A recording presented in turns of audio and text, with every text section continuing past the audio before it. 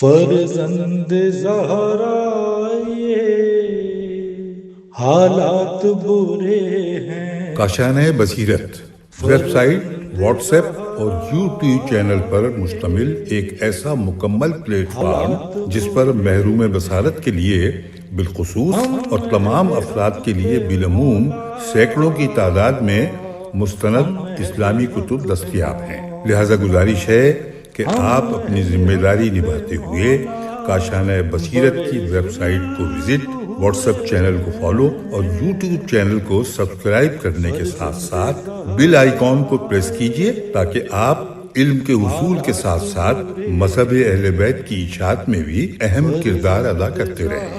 کاشانۂ بصیرت۔ حالات برے ہیں۔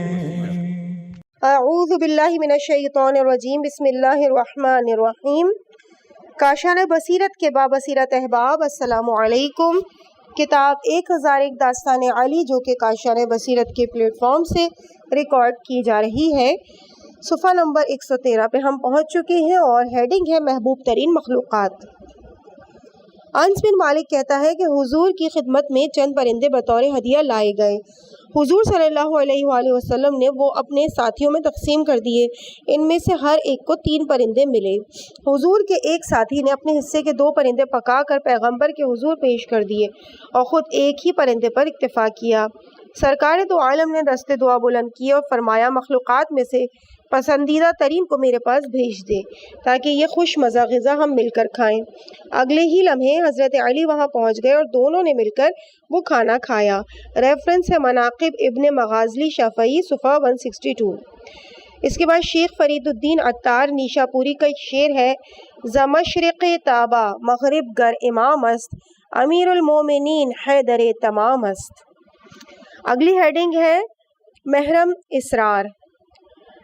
ایک دن سرور کائنات سرکار دو عالم صلی اللہ علیہ وآلہ وسلم نے حضرت علی سے فرمایا کہ یا علی، اللہ تعالیٰ نے مجھے حکم دیا ہے کہ تجھے اپنے قریب تر کروں اور اپنے علوم تجھے تعلیم کروں تاکہ تو ان کی نگہداری کرے۔ اس وقت اس آیہ مبارکہ کا نزول ہوا، وَتَعْبِهَا اِذْنِی۔ پھر علی سے مخاطب ہو کر فرمایا، تو وہ ہستی ہے جو نگہدارندہ اسرار ہے۔ ابو سعید خدری کہتا ہے کہ میں نے جناب رسول خدا صلی اللہ علیہ وآلہ وسلم سے پوچھا کہ ومن عندہ علم الکتاب سے یا علم الکتاب سے مراد کون ہے؟ فرمایا یعنی وہ میرا بھائی علی ابن ابی طالب ہے۔ ریفرنس المیزان جلد 11 صفحہ 378۔ اگلی ہیڈنگ ہے ازواج سیدہ فاطمہ سلام اللہ علیہا۔ جناب سیدہ سلام اللہ علیہا کے لیے حضرت علی کی خواستگاری سے پہلے بہت سے خواستگار پیغمبر اسلام کی بارگاہ اقدس میں حاضری دے چکے تھے، مثلا حضرت ابو بکر، حضرت عمر، حضرت عثمان اور عبد الرحمن ابن عوف۔ حضور نے سب کو یہ کہہ کر انکار کر دیا، امریہا الی ربیہا، فاطمہ کا معاملہ خدا تعالیٰ کے سپرد ہے۔ ایک دن حضرت ابو بکر اور حضرت عمر مسجد رسول میں بیٹھے تھے۔ سعد بن معاذ انصاری اور دوسرے چند لوگ بھی وہاں موجود تھے۔ باتوں باتوں میں سیدہ فاطمہ سلام اللہ علیہا کے متعلق بات چیت شروع ہوئی۔ ابو بکر نے کہا، قریش کے معززین نے رسول خدا سے خواستگاری کی ہے، لیکن حضور فرماتے ہیں کہ تزویج فاطمہ کے لیے فرمان خدا کے منتظر ہیں، لیکن علی نہ جانے کیوں ابھی تک خواستگاری کے لیے نہیں پہنچے۔ شاید اس امر میں تنگ دستی ان کے معنی ہے۔ پھر ابو بکر، عمر اور سعد بن معاذ نے باہم مشاورت کی، اس معاملے میں علی سے جا کر مذاکرہ کرتے ہیں۔ اگر اس کو یہی امر مانے ہے تو اس کی مالی کمک کی پیشکش کرتے ہیں۔ سلمان فارسی کہتے ہیں کہ وہ اس مقصد کے لیے مسجد سے نکلے اور حضرت علی کی جستجو میں ان کے گھر تک پہنچے، مگر وہ نہ ملے۔ معلوم ہوا کہ وہ نخلستان میں اپنے اونٹ کی مدد سے آبیاری کر رہے ہیں۔ وہ لوگ حضرت علی کے قریب جا پہنچے۔ جب حضرت علی کی نظر ان پر پڑی تو فرمایا، کہو کیا خبر ہے؟ کس چیز نے تمہیں مجبور کیا کہ تم یہاں میرے پیچھے چلے آئے؟ حضرت ابو بکر نے کہا کہ کوئی ایسی نیک خصلت نہیں ہے جس میں آپ کو فضیلت حاصل نہیں۔ اشراف قریش نے حضور سے ان کی دختر کے لیے خواستگاری کی ہے، مگر حضور نے یہ کہہ کر انکار کر دیا کہ تزویج فاطمہ کا معاملہ خدا کے سپرد ہے۔ تم اس بارے میں پیغمبر اسلام سے بات کیوں نہیں کرتے؟ مجھے یقین ہے کہ خداوند اور رسول خدا نے یہ معاملہ آپ کے لیے چھوڑا ہے۔ یہ سن کر حضرت علی علیہ السلام کی آنکھیں پرنم ہو گئیں اور فرمایا خدا کی قسم میں اس امر میں مائل ہوں مگر فقر اور تہی دستی اس میں مانے ہیں۔ ابو بکر نے کہا کہ تم اس طرح نہ کہو، یہ دنیا اور مال دنیا خدا اور رسول کے نزدیک کسی قسم کی ارزش کا حامل نہیں ہے۔ چنانچہ علی خدمت رسول میں فوجداری کے سیدہ طاہرہ سلام اللہ علیہ کے لیے شرف یاب ہوئے۔ ریفرنس ہے کشف الغمہ صفحہ 106 سے 150۔ خود حضرت علی فرماتے ہیں کہ جب میں بارگاہ رسالت میں پہنچا، پیغمبر نے فرمایا یا علی، میں نے عرض کیا فرمائیے یا رسول اللہ۔ فرمایا کہ تم شادی کے لیے راغب ہو؟ میں نے عرض کیا خدا کا رسول مجھ سے بہتر جانتا ہے۔ میں نے اپنے طور پر سوچا شاید حضور زنان قریش میں سے کسی کے ساتھ میری شادی کرنا چاہتے ہیں۔ ابھی میں انہی سوچوں میں تھا کہ حضور نے مجھے اپنے پاس بلایا۔ میں گیا، پھر حضور نے مجھے دیکھا تو بڑی خندہ پیشانی کے ساتھ تبسم فرمایا، کہنے لگے یا علی، تیری ازواج کے بارے میں خدا تعالیٰ نے مجھے خوشخبری دی ہے۔ میں نے عرض کی یا رسول اللہ وہ کس طرح؟ حضور نے فرمایا کہ ابھی ابھی جبرائیل امین نازل ہوئے، انہوں نے یہ سنبل اور قرنفل مجھے دیے۔ میں نے ان کو پکڑ کر سونگھا اور اس کا سبب پوچھا تو کہا کہ اللہ تعالیٰ نے بہشت کے فرشتوں کو حکم دیا ہے کہ جنت کو سجایا جائے، اور منادی نے عرش عظیم سے ندا دی ہے کہ آج علی ابن ابی طالب علیہ السلام کے ولیمے کا دن ہے۔ اللہ تعالیٰ نے فرشتوں کو مخاطب کر کے یہ فرمایا ہے کہ گواہ رہنا کہ فاطمہ کا علی کے ساتھ تزویج کیا گیا ہے اور ان کو ایک دوسرے کے لیے پسند کیا گیا ہے۔ ہیڈنگ ہے علی ولی خدا وصی پیغمبر۔ امام جعفر صادق علیہ السلام نے فرمایا کہ جب سرکار دو عالم صلی اللہ علیہ وآلہ وسلم بستر وفات پر تھے تو آپ کا سر مبارک حضرت علی کی گود میں تھا۔ آپ کا دولت کدہ انصار و مہاجرین سے بھرا ہوا تھا۔ وہاں حضور پرنور کے چچا عباس بھی تھے۔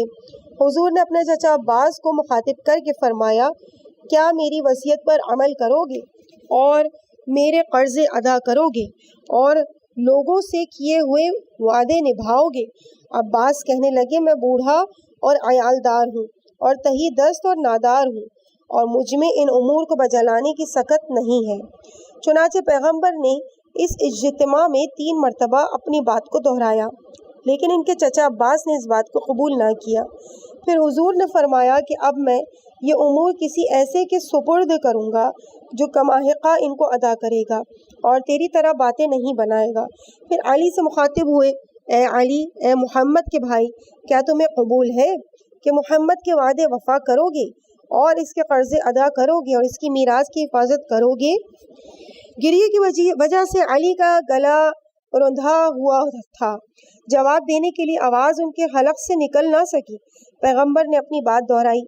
علی نے عرض کیا جی یا رسول اللہ، میری جان آپ پر فدا ہو۔ اتنے میں حضور نے اپنی انگشت مبارک سے انگوٹھی اتاری اور فرمایا یا علی، جب تک میں زندہ ہوں یہ انگوٹھی تم اپنے ہاتھ میں پہنو۔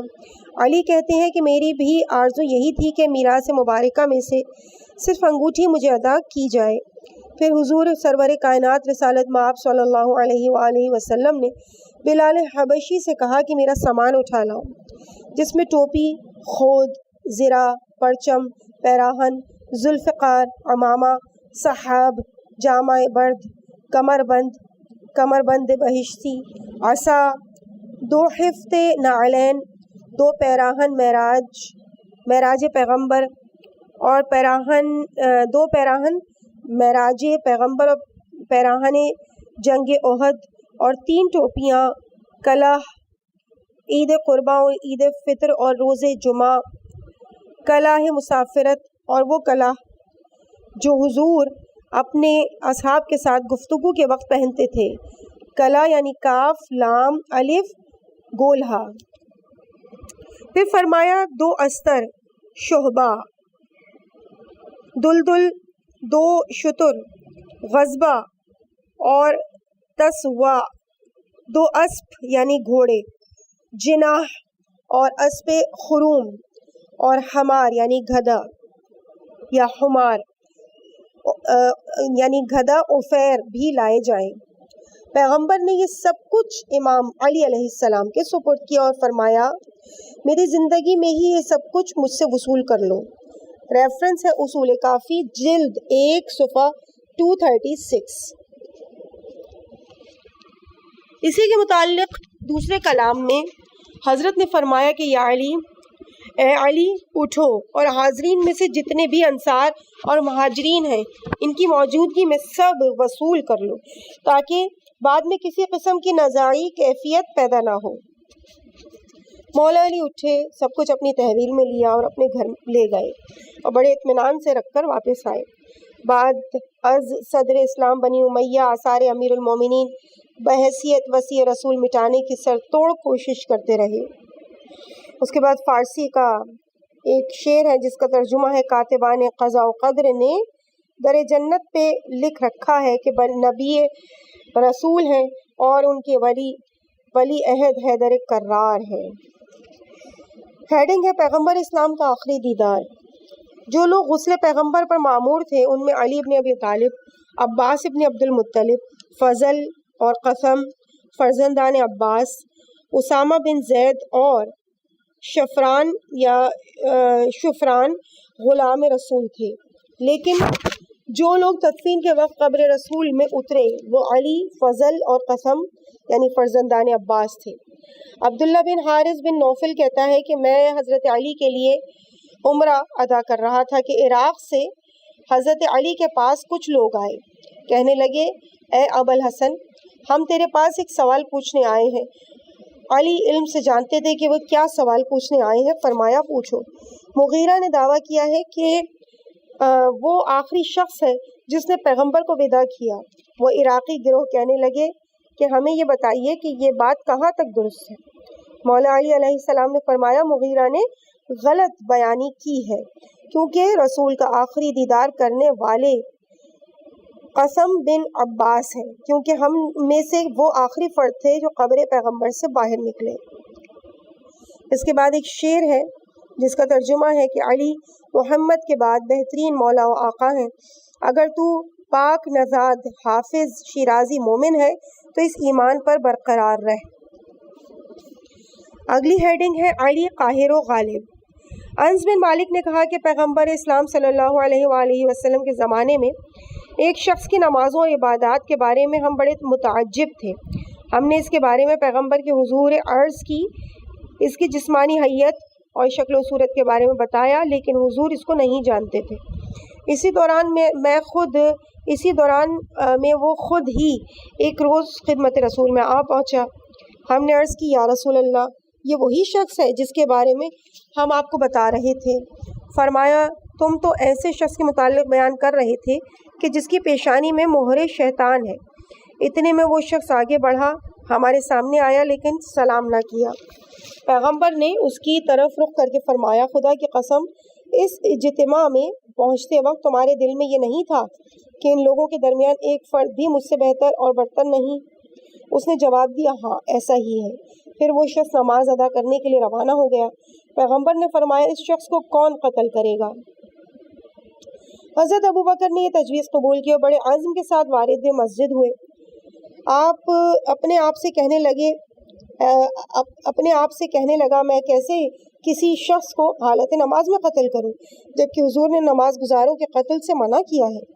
وہ باہر آ گئے۔ حضور نے استفسار کیا تو عرض کیا یا رسول اللہ، مجھے اچھا نہیں لگا کہ میں اس کو حالت نماز میں مار ڈالوں۔ حضور نے پوچھا کہ اب اس کو قتل کون کرنے جائے گا؟ حضرت عمر اپنی جگہ سے اٹھے اور اس کو قتل کرنے کے لیے چل دیے۔ وہاں جا کر دیکھا تو وہ شخص سجدے میں پڑا تھا۔ عمر خود سے کہنے لگے ابو بکر مجھ سے بہتر ہے اور اس کے قتل کا اقدام نہیں کیا۔ یہ سوچ کر یوں ہی لوٹ آئے۔ حضور نے پوچھا کیا کر کے آئے ہو؟ عرض کیا کہ میں نے حالت سجدے میں پایا تو اس کے قتل سے صرف نظر کیا۔ اب تیسری مرتبہ حضور نے پوچھا کہ اس کو کون قتل کرے گا؟ علی نے عرض کیا یا رسول اللہ میں جاؤں گا۔ چنانچہ علی گئے تو وہ مسجد سے جا چکا تھا۔ پیغمبر نے لوگوں کو بتایا یہ سیاہ چہرہ رئیس خوارج تھا جس کا تعلق قبیلہ بنو تمیم سے تھا۔ اس سازشی ذہن رکھنے والے فتنہ پرداز کو علی نے جنگ نہروان میں قتل کیا۔ گویا یہ فضیلت بھی علی علیہ السلام ہی کو حاصل ہوئی۔ ہرگز فریب دشمن روبا صفت نخورد، زین روی گفتہ اند کے شیر خدا علی ست۔ ابو الحسن ورزی کا یہ شعر ہے جس کے ترجمہ ہے علی وہ ہستی ہے کہ کبھی دشمن کے دھوکے میں نہیں آتے، اسی لیے تو کہتے ہیں شیر خدا علی ہی ہے۔ اگلی ہیڈنگ ہے علی محافظ رسول۔ ایک دن وحی کے ذریعے حضور تک یہ خبر پہنچی کہ 3 کافروں نے اپنے بت کی قسم کھائی ہے کہ اب وہ نعوذ باللہ ان کے قتل کے در پہ ہیں۔ حضور نے نماز صبح کے بعد عوام الناس میں اس بات کا اعلان کیا، پھر فرمایا کون رضاکارانہ طور پر ان کی طرف جائے گا، مدینہ پہنچنے سے پہلے ہی ان کو مار ڈالے۔ ہر طرف سکوت طاری ہو گیا۔ حضور نے فرمایا مجھے یوں لگ رہا ہے کہ جیسے پسر ابو طالب تم لوگوں کے درمیان میں نہیں ہے۔ کسی صحابی نے بتایا کہ وہ بخار میں مبتلا ہیں، اس لیے نماز میں شریک نہیں ہوئے۔ مجھے اجازت دیجیے کہ میں آپ کا پیغام علی تک پہنچا دوں۔ صحابی علی کے پاس گئے، تمام واقعہ بتایا۔ علی گھر سے باہر آئے اس حالت میں کہ گردن کے اطراف کو گردن بند سے لپیٹ رکھا تھا۔ خدمت رسول میں پہنچ کر عرض کیا یا رسول اللہ معاملہ کیا ہے؟ حضور ختمی مرتبہ صلی اللہ علیہ وآلہ وسلم نے یہ بھی فرمایا کہ عذر احتیاط پیش بندی کی جانی چاہیے۔ علی نے جانے کی اجازت مانگی کہ اپنا لباس حرب پہن کر آئیں۔ پیغمبر نے اپنا لباس شمشیر اور زرہ علی کو دی، اپنا امامہ علی کے سر پر رکھا، اپنا گھوڑا علی کو دیا، ان کو اس پر سوار کرایا اور ان 3 اشخاص کی طرف بھیج دیا۔ علی کو گئے ہوئے 3 دن گزر گئے اور جبرائیل نے بھی کوئی خبر نہ دی۔ فاطمہ سلام اللہ علیہ نے پریشان ہو کر حسن حسین کا ہاتھ پکڑا اور خدمت رسول میں آئیں۔ عرض کی بابا مجھے تو یوں لگتا ہے کہ جیسے دونوں بچے یتیم ہو گئے۔ پیغمبر یہ سن کر بے اختیار رو دیے، پھر لوگوں سے مخاطب ہو کر کہا کہ جو کوئی علی کی خبر لائے گا اس کے لیے بہشت کی خوشخبری ہے۔ لوگ علی کی جستجو میں گئے، اتنے میں عامر علی کی سلامتی کی خبر لے آئے۔ پیغمبر اسلام علی کے استقبال کے لیے آگے بڑھے، دیکھا تو علی اس عالم میں آ رہے ہیں کہ 2 قیدی، ایک سر بریدہ اور 3 اونٹ اور 3 گھوڑے ان کے ساتھ تھے۔ اس وقت پیغمبر نے علی سے فرمایا کہ سفر کی تفصیلات میں بیان کرو، سفر کی تفصیلات میں بیان کروں یا تم بتاؤ گے؟ پھر فرمانے لگے یا علی تم خود ہی بتاؤ تاکہ اس قوم کے لیے شہادت ہو۔ علی نے عرض کیا وہ 3 افراد بیابان میں چلے آ رہے تھے، جب مجھے دیکھا تو چیخنے لگے کہ تو کون ہے؟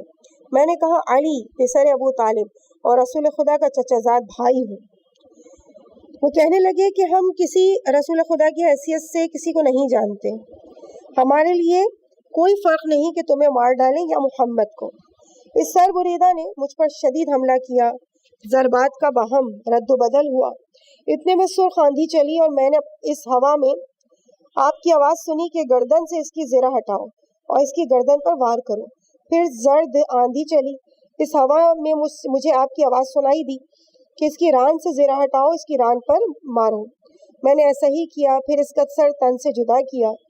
جب میں نے اس کو قتل کر دیا تو اس کے ساتھیوں نے ہتھیار ڈال دیے اور کہنے لگے کہ ہمارے جس ساتھی کو آپ نے مارا ہے وہ 1000 سواروں پر بھاری ہے، اب ہم تیرے قبضے میں ہیں، تو ہمیں نہ مار۔ ہم نے سنا ہے کہ محمد بہت ہی مہربان اور درد مند انسان ہے، ہمیں زندہ ہی ان کے پاس لے چلو تاکہ وہ ہمارے بارے میں حکم جاری کریں۔ پیغمبر فرمانے لگے کہ جنگ میں جو پہلی آواز تم نے سنی تھی وہ جبرائیل کی تھی، دوسری آواز میکائیل کی تھی۔ اچھا تو اب ایسے کرو کہ ان میں سے ایک کو لاؤ۔ علی ان 2 قیدیوں میں سے ایک کو لائے۔ حضور نے فرمایا کہو لا الہ الا اللہ۔ اس نے جواب میں کہا کہ کلمہ کوہ ابو قبیس میرے لیے اس کلمے سے کہیں بہتر ہے۔ پیغمبر نے علی سے کہا کہ اس کو ایک طرف لے جا کر اس کی گردن اڑا دو۔ علی نے حکم رسول کی تعمیل کی۔ اب دوسرے قیدی کی باری آئی۔ حضور نے اسے کہا کہو لا الہ الا اللہ۔ وہ کہنے لگا مجھے بھی میرے ساتھی کے ساتھ ملحق کر دو۔ پیغمبر نے علی سے کہا اس کا سر بھی تن سے جدا کر دو۔ اسی دوران جبرائیل نازل ہوئے۔ عرض کیا اے محمد، پروردگار بعد از تحفہ درود و سلام فرماتا ہے کہ اس شخص کو قتل نہ کرو کیونکہ اس میں 2 نیک خصائل ہیں۔ نمبر 1 وہ اپنی قوم میں سخاوت بہت کرتا تھا، نمبر 2 اور صاحب خلق ہے یا صاحب خلق ہے۔ حضور نے فرمایا اے علی اپنا ہاتھ روک لو، کیونکہ حکم پروردگار نے تو کچھ اس طرح سے ہے۔ جب اس مشرک کو اپنے قتل میں تاخیر کا سبب معلوم ہوا تو کہنے لگا میں نے آج تک کوئی پیسہ پس انداز نہیں کیا، حتیٰ کہ ایک درہم بھی میری ملکیت نہیں ہوا، بلکہ جو کچھ میں نے پایا وہ متعلقین اور مستحقین کو دے دیا، اور آج تک میں نے میدان جنگ میں پشت نہیں دکھائی، اور میں گواہی دیتا ہوں کہ خدا کے سوا کوئی معبود نہیں اور محمد خدا کے رسول ہیں۔ خاندان اہل بیت کی محبت و عقیدت کا نقش اپنی روح کی تختی پر لکھ لینا چاہیے۔ محبت تو محبت علی ہے جو ہمارے دلوں میں ہمیشہ رہنی چاہیے۔ یہ شخص ان افراد میں سے ہے جس کا حسن خلق اور سخاوت اس کو نعمات بہشت کی جانب کشا کشا لے جا رہا ہے۔ اور آخر میں ایک شعر ہے، نقش حب خاندان بر لوح جان باید نگاشت، مہر مہر حیدری بر دل چوما باید زن۔ شاہ نعمت اللہ ولی۔ اگلی ہیڈنگ ہے جنگ حنین کے اہم واقعات۔ حنین وہ سرزمین ہے کہ جو طائف کے نزدیک واقع ہے۔ غزوہ حنین بھی اسی مقام پر ہوئی۔ اس غزوے کو غزوہ اوتاس اور غزوہ حوازن بھی کہتے ہیں۔ اس جنگ کا آغاز وہاں سے ہوا کہ جب حوازن کے بہت بڑے گروہ نے فتح مکہ کی نوید سنی۔ ان کے سردار مالک بن عوف نے اپنے قبیلے والوں کو جمع کر کے کہا کہ فتح مکہ کے بعد محمد ہم سے نبرد آزما ہوگا۔ وہ سبھی کہنے لگے کہ حملے میں سبقت ہمیں لے جانی چاہیے۔ جب یہ خبر حضور صلی اللہ علیہ وآلہ وسلم کے گوش مبارک تک پہنچی تو مسلمانوں کو حکم دیا کہ وہ سرزمین حوازن کی طرف کوچ کے لیے تیار ہو جائیں۔ 8 ہجری ماہ رمضان کے اواخر یا ماہ شوال کی ابتدا میں قبیلہ حوازن کے رؤسا مالک بن عوف کے پاس آئے اور اپنے اموال اور اہل و عیال بھی ساتھ لائے کہ مسلمانوں کے ساتھ نبرد آزمائی کے دوران کسی کے ذہن میں فکر فرار نہ ہو۔ اس انداز میں یہ لوگ سرزمین اوتاس پر وارد ہوئے۔ حضور نے بھی پرچم اسلام حضرت علی کے ہاتھ میں دیا اور جو لشکر اسلام اس پرچم تلے فتح مکہ کے لیے گیا تھا اب اس کو حنین کی طرف روانہ کیا۔ اتفاقاً اسی وقت حضور کو اطلاع ملی کہ صفوان بن امیہ کے پاس بہت سی زرہیں ہیں۔ انہوں نے ایک شخص کو اس کے پاس بھیجا اور 100 زرہیں بعنوان عاریتن اس سے منگوا بھیجیں۔ صفوان نے سوال کیا کہ یہ عاریتن منگوائی جا رہی ہیں یا غصب کر لی جائیں گی؟ حضور نے فرمایا کہ یہ عاریتن ہوں گی، اس کی ضمانت ہم دیتے ہیں، صحیح و سالم لوٹائیں گے۔ چنانچہ صفوان نے 100 عدد زرہیں بھیج دیں اور جو 2000 جانباز فتح مکہ میں اس کے ساتھ گئے تھے ان کو ساتھ لے کر حضور کے پاس آیا۔ حضور کے پاس پہلے سے 10,000 کا لشکر تیار تھا، لہٰذا یہ 12,000 افراد میدان جنگ کی طرف روانہ ہوئے۔ مالک بن عوف بہت ہی بہادر اور جری شخص تھا۔ اس نے اپنی فوج کو حکم دیا کہ اپنی تلواروں کو نیام سے باہر نکالو اور اطراف و اکناف میں پہاڑوں اور دروں کے شگافوں اور درختوں کی کھوہوں میں سپاہی اسلام کی گھات میں بیٹھ جاؤ، اور جو ہی صبح کی تاریکی میں لشکر اسلام وہاں پہنچے ان پر یک لخت حملہ آور ہو جائیں۔ اس نے ساتھ ہی اس بات کا بھی اضافہ کیا کہ محمد نے ابھی تک شکست کا مزہ نہیں چکھا۔ جب وہ صبح کی نماز میں مصروف ہوں تو چاروں طرف سے ان پر تیروں کی بوچھار کر دو۔ لشکر اسلامی میں مقدمہ لشکر میں جو تازہ مسلمان ہوئے تھے وہ بھاگ نکلے۔ یہی امر باعث ہوا کہ باقی ماندہ لشکری بھی فرار ہونے لگے۔ اس دوران علی اپنے دستے کے ساتھ دشمن کے برابر جم کر لڑتے رہے۔ عباس اموی پیغمبر اور دیگر بنی ہاشم حفاظت رسول پر مامور تھے۔ فرار کنندگان فرار ہوتے وقت حضور کے قریب سے گزرے۔ جناب رسالت مآب صلی اللہ علیہ وآلہ وسلم نے اپنے چچا عباس سے کہا کہ فوراً قریبی ٹیلے کے اوپر جا کر مسلمانوں کو بلند آواز سے پکارو کہ اے گروہ مہاجرین و انصار، اے باران سورہ بقرہ اور اے اہل بیت شجرہ، تم کہاں بھاگے جا رہے ہو؟ پیغمبر تو یہاں موجود ہے۔ جب مسلمانوں نے عباس کی آواز سنی تو لبیک لبیک کہتے ہوئے پلٹ آئے۔ اللہ تعالیٰ کی تائید اور نصرت سے انہوں نے دشمن کی فوج کو ہر طرف سے گھیرے میں لے کر زوردار حملہ کیا۔ دشمن کے قریباً 100 سپاہی واصل جہنم ہوئے، بہت سے قیدی بنا لیے گئے۔ دشمن کی فوج کا بہت سارا مال غنیمت مسلمانوں کے ہاتھ لگا۔ جب جنگ ختم ہو چکی تو قبیلہ حوازن کے نمائندے اور مالک بن عوف خدمت رسول میں آئے اور حلقہ بگوش اسلام ہوئے۔ جناب رسول خدا نے ان کے ساتھ بہت ہی محبت کا برتاؤ کیا۔ حضور نے ان کے اموال اور قیدی لوٹا دی اور یہ مسلم ریاست مالک بن عوف کے سپرد کر دی۔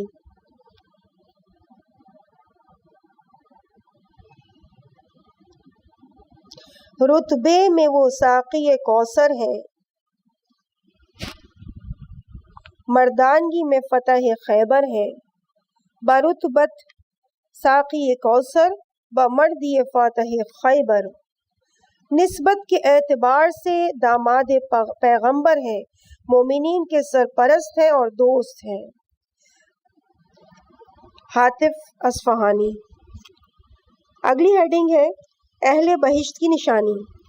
روایت میں آیا ہے کہ ایک دن جناب رسول خدا صلی اللہ علیہ وآلہ وسلم نے عوام الناس کو مخاطب کر کے کہا، جو کوئی کلمہ توحید کے ساتھ مخلص رہے، اس کے ساتھ دوسرے عقائد کی آمیزش نہ کرے اور اسی عالم میں خدا کے حضور میں پہنچ جائے، وہ اہل بہشت میں سے ہے۔ مولا علی اٹھے، عرض کیا، میرے ماں باپ آپ پر فدا ہوں، اس کلمہ حق کے ساتھ انسان کیسے خالص رہ سکتا ہے؟ وہ حدود ہمارے لیے بیان کریں تاکہ ہم شناخت کر سکیں۔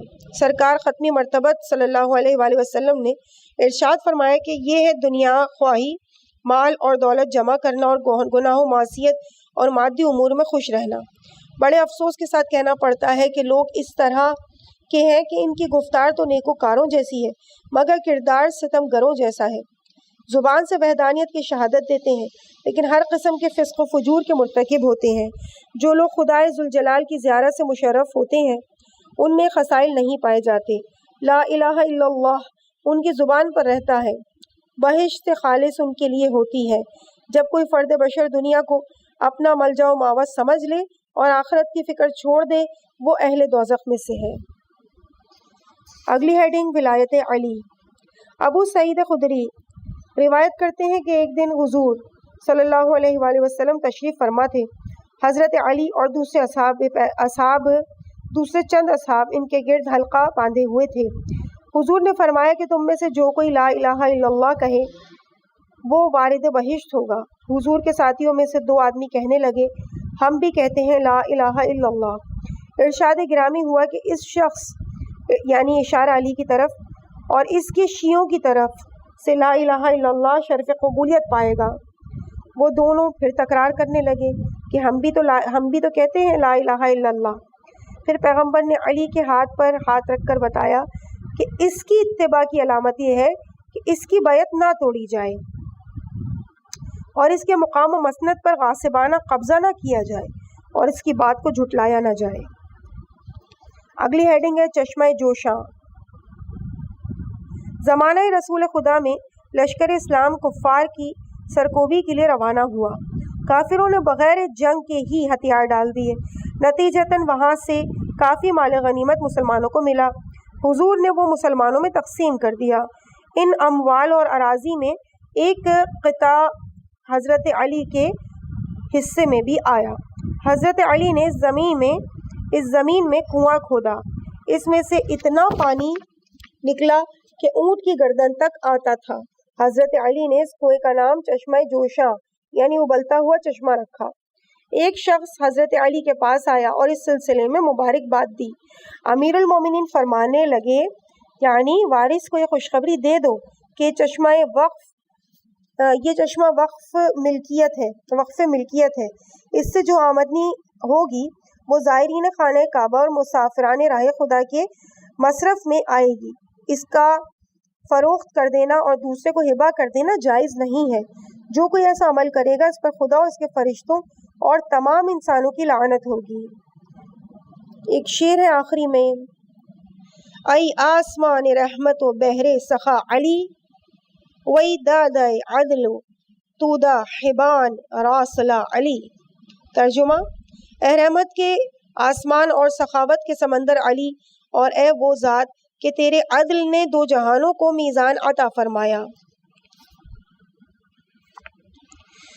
اگلی ہیڈنگ ہے علی نمونہ اہل وفا۔ ابن عباس کہتے ہیں کہ ایک مرتبہ حضور نے ایک صحرا نشین عرب سے 400 درہم میں ایک اونٹ خریدا۔ جب وہ رقم لے چکا تو اعرابی چیخنے چلانے لگا کہ اونٹ اور رقم دونوں میرے ہیں۔ ابو بکر وہاں سے گزر رہے تھے، پیغمبر فرمانے لگے کہ ہمارے مابین فیصلہ کرو، میں اونٹ کی قیمت ادا کر چکا ہوں، جبکہ اعرابی کا دعویٰ ہے کہ اونٹ اور پیسے دونوں اس کے ہیں۔ ابو بکر نے کہا یا رسول اللہ، معاملہ بالکل واضح ہے، آپ 2 نفر شاہد و عادل لے آئیں کہ رقم آپ کی ہے۔ اتنے میں حضرت عمر وہاں سے گزر رہے تھے، یہی فیصلہ صادر کیا۔ پھر حضرت علی بھی آ گئے۔ حضور نے اعرابی سے کہا کہ اس جوان کے فیصلے پر کیا راضی ہو جاؤ گے؟ اعرابی نے کہا ہاں۔ اب اعرابی علی سے مخاطب ہو کر کہنے لگا اونٹ اور پیسے دونوں میرے ہیں، اگر محمد کو کوئی دعویٰ ہے تو وہ شاہد لے آئیں۔ علی نے اعرابی سے 3 مرتبہ کہا کہ اونٹ چھوڑ دو کیونکہ رسول تجھ سے خرید چکے ہیں، لیکن اعرابی نے علی کی بات پر کان نہ دھرا۔ علی نے اعرابی کو پکڑ کر زور سے مارا، لوگ جمع ہو گئے۔ علی نے جناب رسول خدا کی خدمت میں عرض کیا ہم تو آپ کے معاملے میں وحی خدا کی صداقت کی تصدیق کرتے ہیں، 400 درہم کی بات نہیں، 400 درہم کی بات نہیں کرتے۔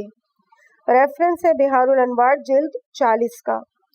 آخر میں ایک شعر ہے جس کا ترجمہ ہے علی 2 عالم کا سلطان ہے، رسول کا داماد ہے، اور مہر و وفائی علی اہل وفا کے لیے تا ابد نمونہ ہے۔